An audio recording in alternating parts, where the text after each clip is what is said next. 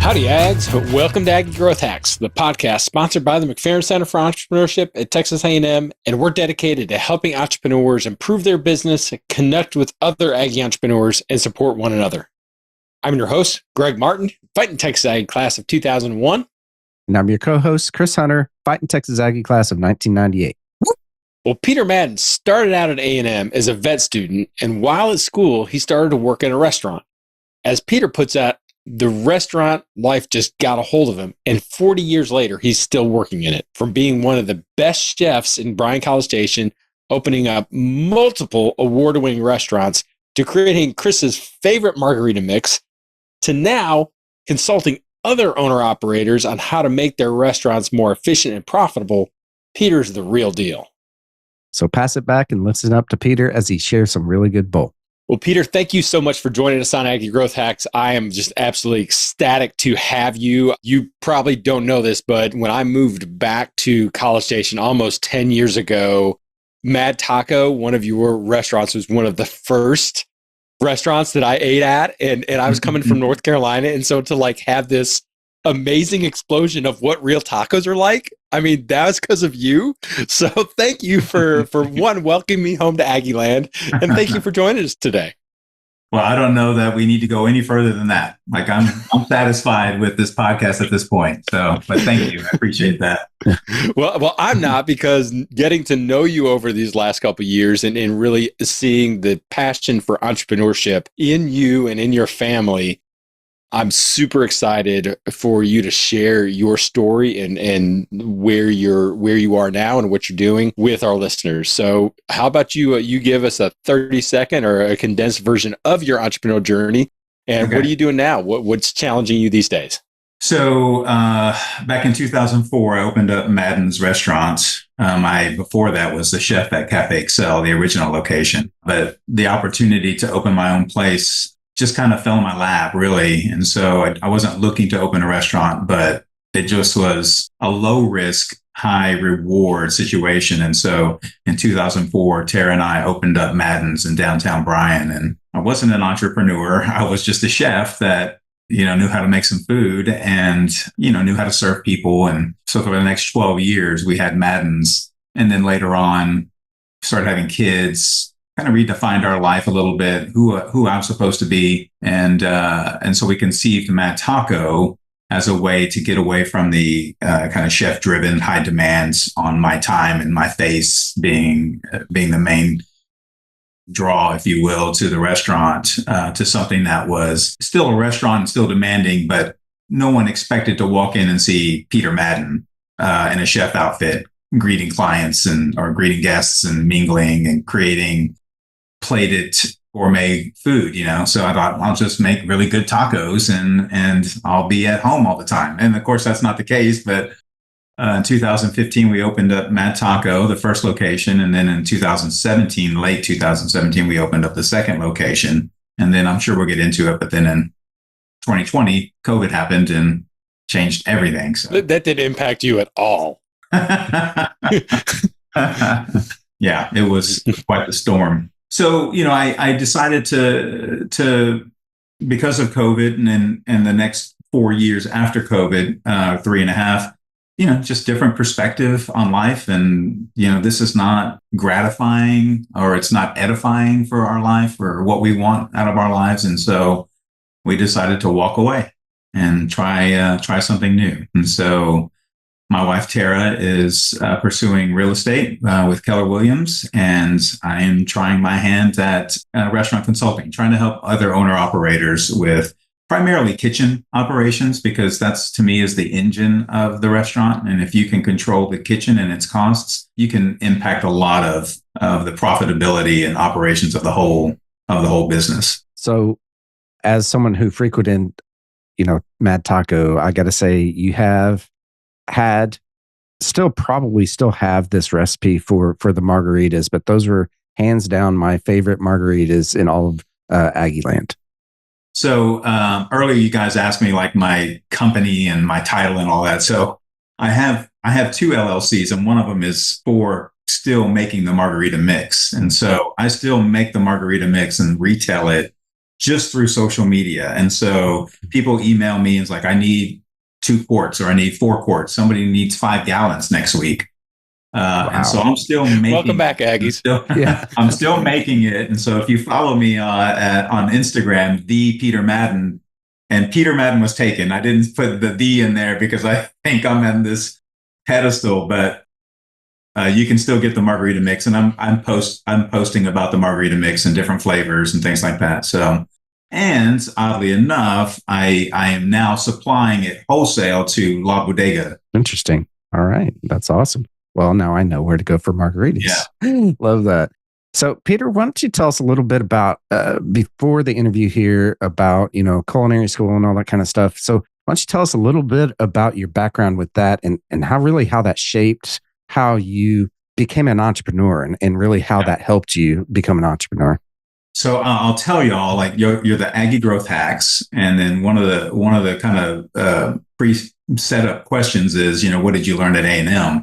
Well, I did go to A&M for a couple semesters. I came here in 1986 to be a veterinarian. Wow. And I started working in restaurants to help pay my way through school. And the restaurants overtook me. And I just fell in love with it. And so I dropped out of school to pursue just working in restaurants. I worked my way up into management. So I was just always working, but I loved it. And eventually I went to work for a chef here in town. And when I saw what he was capable of or the way he did things, I was like, this is for me. This is for me. And so I ended up going to culinary school in Dallas. And it was an apprenticeship program, which was wonderful. And so I did that for 3 years while I worked in a hotel. And I had to work so many different stations in the hotel for so many different hours, like everything from dishwashing to overnight cooking to breakfast, cooking in the cafeteria for the whole hotel staff, learning how to quantity cook, working in the bakery. And so I had to log so many hours in every station while also going to school and learning purchasing and food costing and things like that. So one thing I'll say is that when I was at A&M, I was kind of free to do what I wanted to do, and I lacked some focus. But once I figured out that the restaurant industry was what I wanted, and I went to culinary school, I was probably the most focused I'd ever been in my life at age 23 or 24, and just knew this is my path. And that really helped propel me through and kind of excel in school. I think the most valuable thing I got out of that experience was really learning my own capacity. Like, what am I capable of doing with these foundational skills that I'm accumulating, whether it be knife skills or the different stations that I was working. I was able to do them all at a high level. And I took from that, like, I can do anything in the food world. And so I was capable of taking those foundational skills and applying them to whether it was something in creativity or something that was more nuts and bolts, like let me make a special cut on a particular vegetable or a piece of meat or something like that. So I think it really kind of opened my eyes to the transition from I know how to do this, so I can make sure I can do that now. So Peter, when I hear you kind of tell your story a little bit, it seems like that there are there's 2 distinct skill sets that a restaurateur needs to develop. It's the craft of actually making and creating the unique recipes, the food, making it, obviously taste well, but the presentation and all of that. But then there's the entrepreneurial side of it, the business side, to be able to understand, okay, how do you manage food costs? How do you calculate labor? How do you work in waste? How do you minimize waste? All of that stuff. Yeah. Which one of those do you gravitate more towards and have a passion for? Well, or the split? Yeah, cooking and creativity. I mean, all of us would say that's our passion. Like, no chef wants to work with numbers, right? Like, we don't do any kind of bookkeeping or accounting or anything like that. And so I would say the one downfall of like culinary school is that it teaches you cooking. And yes, it does teach you like how to purchase groceries and even how to cost out recipes and things like that. You would have to get another degree or a minor in business to kind of learn more of the entrepreneurial part of it. So a lot of that for us chefs who decide, I want to go from being a chef to being an owner, we stay focused on the food and operations. The entrepreneurial part is trial by fire. Like, What do you mean? What are taxes? I didn't know I had to pay taxes. Not just I'm collecting sales tax. Oh yeah, but there's payroll tax and franchise tax and all these other hidden taxes. What do you mean I got to get a loan and I got to monitor how that gets? I mean, there's so many details to being an entrepreneur and it's probably true for any or many industries. Like, I'm going into this and this is the part I know and I don't know that part. And so it was trial by fire. And I think for me, it was always like, well, I can't do everything. And so luckily for me, Tara kind of was the liaison between banks and bookkeepers and accountants. My wife was. And then you start outsourcing it more and more. And I just didn't spend a lot of time on that part of the business. My role was I'm the chef. I take care of the staff.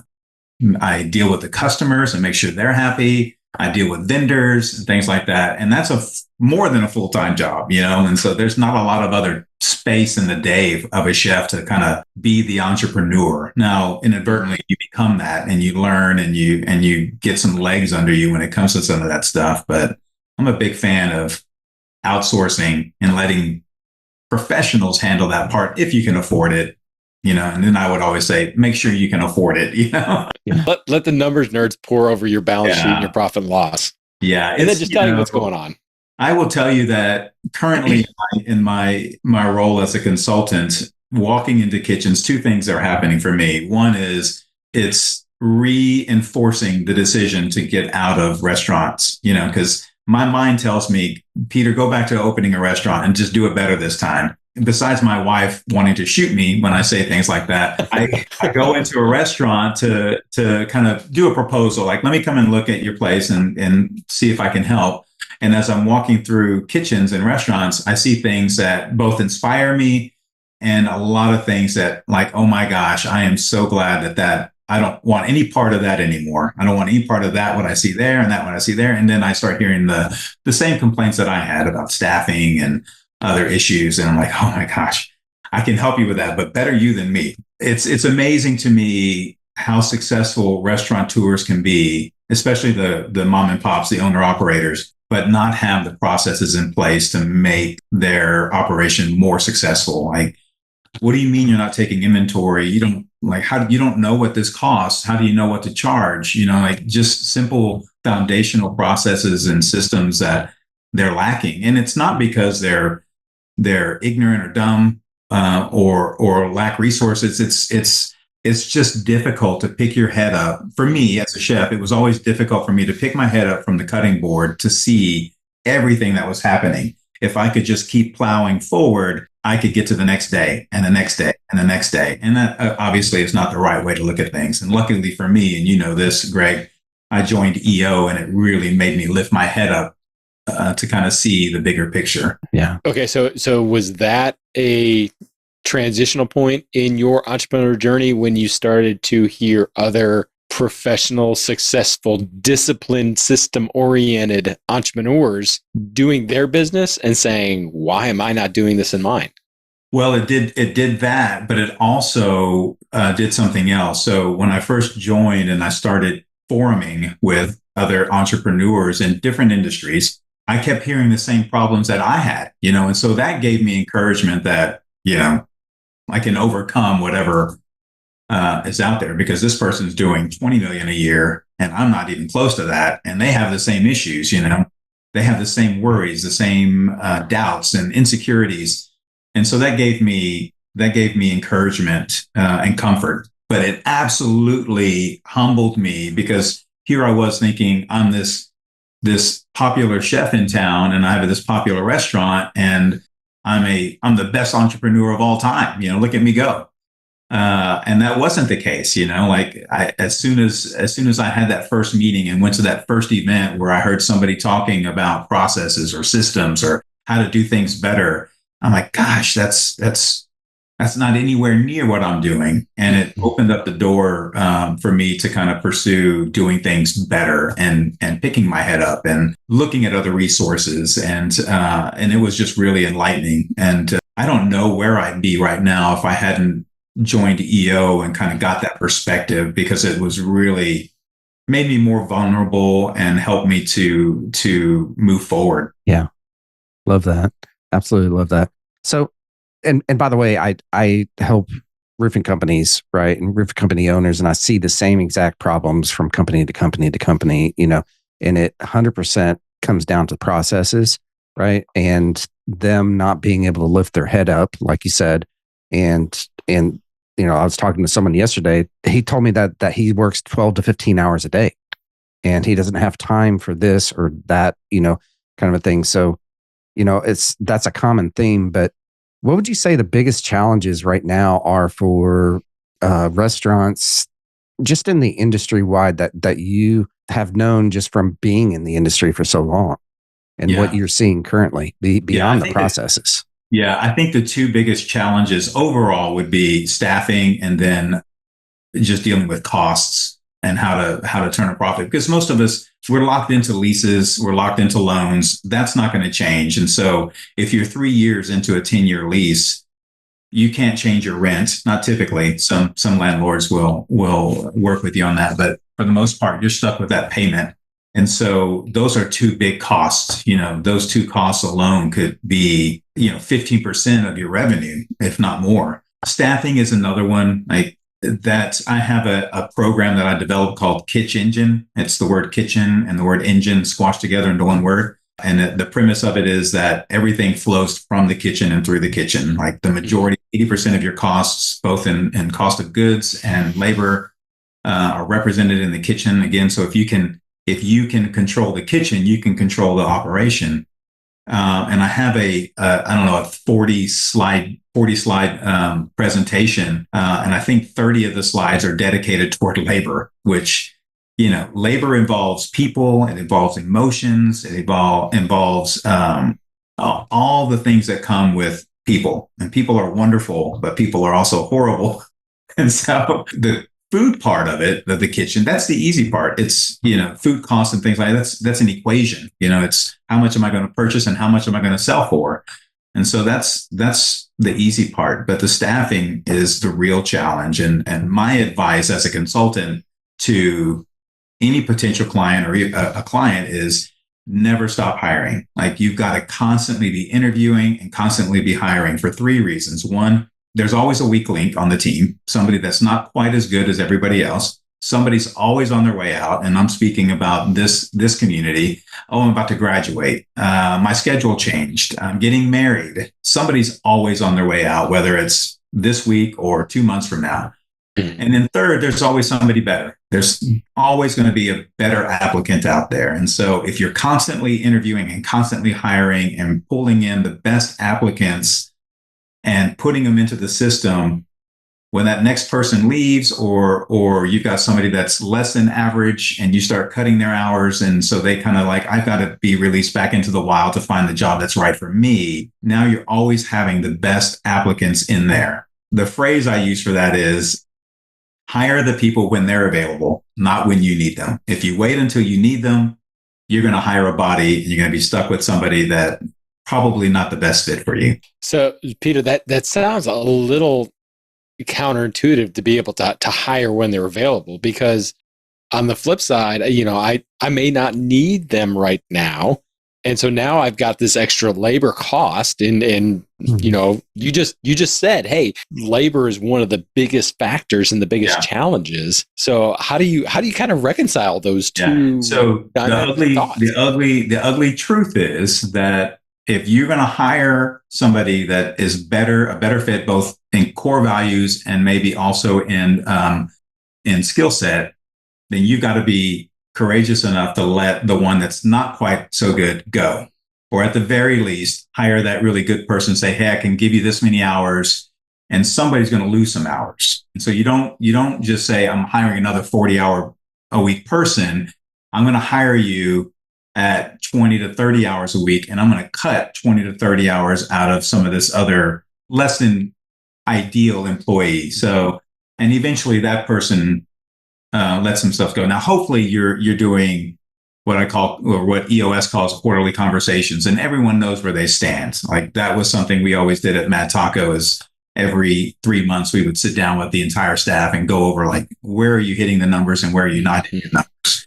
So no one should ever be surprised about hearing how they're doing. Like it should never be like, what do you mean? I thought I was doing well. It should always be, yeah, I've heard this before, kind of a thing. Or, hey, I appreciate what you've been doing. Keep it up. And so it's not, I sound a little cutthroat, like let somebody go, but the people that you would be letting go are aware of their situation, or should be, in any organization, whether it's restaurants or not. Like no one should ever be surprised that they're being let go based on their performance. This seems like this is applicable not only in the restaurant industry, but I think, Chris, you would say with all of the roofing companies that you consult with is probably the same thing, but it's a different shift in mentality of constantly finding the people that have your core values, that understand what's expected, and then execute beyond that. So this is not just for restaurants. I mean, you're restaurant focused, but it's not just for that. Yeah, absolutely. And then I think the other key is for the restaurant industry, and it might be for roofing as well, is cross-training so that people have multiple skills and can fill multiple positions. And that way you've got this carousel of anybody can do anything. And you're always going to have your aces for particular positions. But if everyone can do everything, then you're not needing to hire as many people because everyone's so well-rounded. I've got a coach that tells me, you should always be building your bench, right? If you think of your, like a sports team, sports teams are always recruiting. They're always looking for that next best player, out there. And I think, businesses should absolutely be doing the same thing, It's not uncommon in the restaurant industry for people just to quit, no notice. Or if they do give notice, they stop showing up a couple days into the notice. So unfortunately, that's a truth of our industry. And so you just never know. You just have to keep hiring, in my opinion, because if you wait until somebody just says, hey, I'm giving notice, or I quit, or they just stop showing up, which is also common. At that point, you're like, we got to get somebody in here, and you hire the first or second person through the door, and like, well, we got a body. And so that'll carry us for the next 6 weeks. And then it's just a constant irritation, really. That's my mantra. Just keep interviewing and keep hiring, because you never know when that golden nugget is going to walk through the door. Gotta have you. I gotta have you. Come on in. Love that. So, Peter, we ask this of everybody that comes on Aggie Growth Hacks, right? What's your big, hairy, audacious goal? Where do you see yourself in 5-10 years from now? Yeah, so that's the big question. I was hoping you guys could tell me. I was 40 years in the restaurant industry, never worked in any other industry. So I started when I was 16, and I'm 56 now. And so it's strange. I know what a BHAG is. I know all, read Traction. I've read the 5 whatevers of entrepreneurship. There's so many of those, the 5 this or the 5 that, but all the whole Traction series, lots of other Atomic Habits, lots of other great books that kind of help you, like, how do you plan out? How do you set goals? And we are in limbo right now. And so I'm doing restaurant consulting. I'm not doing a lot of it. I'm selling margarita mix. You guys know what Hush and Whisper is in downtown Bryan? Mm-hmm. Yeah. So I did an event there where I was I created a menu. We had a caterer prepare that food, and I worked with them. And then we had an event where I was the MC and host of the event, talking about how the food I created paired with the different cocktails from the Hush and Whisper's line of liquors. And it was a great event. So I'm doing things like that. I'm considering doing some cooking classes. I'm just a little bit all over the place right now. And I know that is the wrong way to do things. But I'm trying to figure out where I want to go. And then Tara's doing real estate. And so we've not really set a straight path in front of us. And so it's hard to come up with a BHAG when you don't really know what direction you're going. The interesting thing I'm doing, Chris, is I reached out to a tequila maker that I met this year and asked about coming together with our 2 brands to create a Mad Rita cocktail line using his tequila and my margarita mix. And he's for it. So we're meeting next week to have that, the first of, I hope, many discussions to do that. So, I'm just not sure where I'm going yet. And so I don't want to create a BHAG for something that 3 months from now, I'm like, hey, I'm making margarita cocktails now. I guess that BHAG's gone. And so I think we want to figure out what our path is before we start considering what big dragon we're going to slay. We used to have BHAGs when we had Mad Taco, and that was to have, 100 locations in 10 years and, millions and millions of dollars in revenue and things like that. But obviously that's changed. Through the life of any entrepreneur, there's seasons that you have to realize, hey, things have changed. My original plan isn't going to come to fruition. So to take a tactical pause, to be able to come back and be like, okay, well, what are the things that I'm passionate about? Because entrepreneurship, while it's a lot of fun and there's a lot of passion involved, there's also a lot of stuff that's a grind and that sucks. Yeah. And so to be able to say, if I'm not 100% excited and want to move forward with this, let's not do it. So congratulations on you having the wisdom to be able to say, there's a lot that Peter can do. Yeah. What does Peter want to do, and what's the next step for him? And that's a really big question for me, is what do I want to do? Because as an entrepreneur and a visionary, I want to do everything, right? Yeah. But the best entrepreneurs say, I've got these 100 great ideas, and they're able to throw away 99 of them and pursue one. And I'm like, I can throw away one, but I'm going to pursue the other 99. Because I need somebody to rein me in, Well, self-awareness is obviously a big trait of Peter. That's awesome. Yeah. Now, Peter, we're going to roll into the lightning round. So there's one rule of the lightning round. So for the next 4 questions, you've got 60 seconds to answer each question. Okay. So what is your favorite personal hack, book, podcast? What can we learn from you? Oh, I think personally, I think make time for exercise. It's really important. Now that I'm out of the restaurant industry, I tell myself I've got no reason to carry extra weight or to not put time into my body. And it really helps give me some clarity. It helps give me some structure. The other thing I like to do is, obviously a lot of us listen to music or podcasts while we're kind of exercising, running, working out, walking. I do a lot of walking, and I do listen to podcasts or Bible app or something like that while I'm walking. But a lot of times I do nothing, and I let the silence kind of permeate, and I let my mind drift to something creative in food or a different idea that I could add to my list of 100. I just, sometimes that's really helpful for me to kind of grind through my own thoughts. So that's my personal hack, I think. All right. Next question. What is your favorite business hack? Again, this could be a book, podcast, whatever. Anything goes. We're Aggie Growth Hacks. Okay. So for this one, it's more advice, I guess, than a hack, but get help. Like, there's so many resources out there. I just recommend get help, whether it's through an association like I did with EO.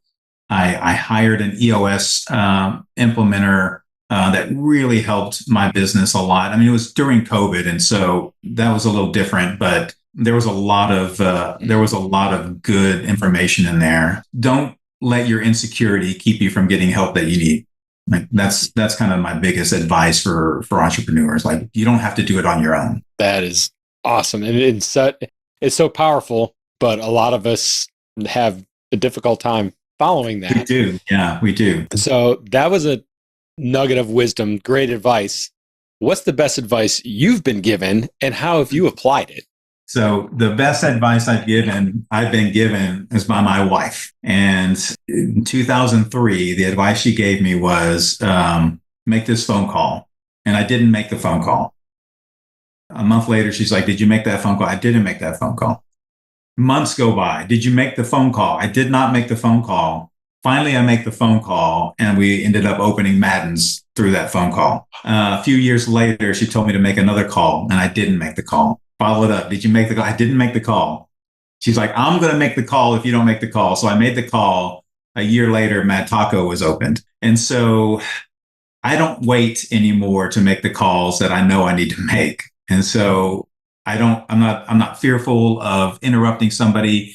It's amazing how many entrepreneurs or smart people out there, much smarter than myself, are willing to help and give advice, apply what they know, and just be friendly.